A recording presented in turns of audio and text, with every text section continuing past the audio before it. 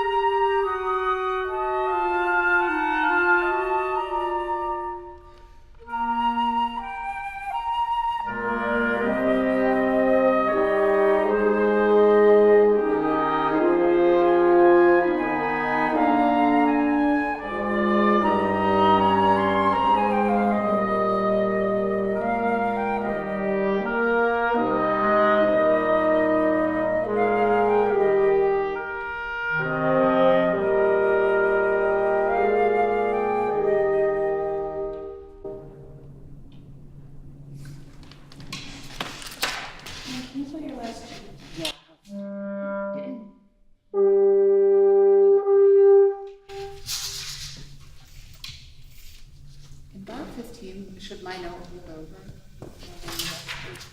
I was going to speak about that. Okay. I was going to cut off around the 5th beat to give Matt a little bit more room for his entrance. That's where we're going. Yes. In measure 14, Rob, take that B flat all the way through as you did. And then in measure number 15 for everyone else, a slight lift before that final 8th note.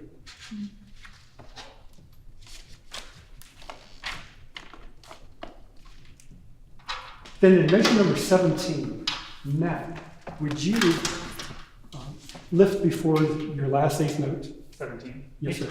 Measure 17. And for oboe and for clarinet, let's take that into the downbeat of measure number 18. So no lift with Matt. Let's see what that sounds like with that.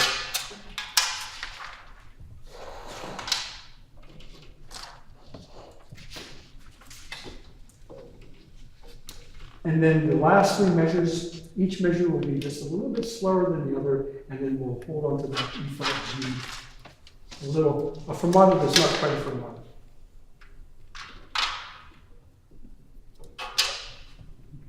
Again, please.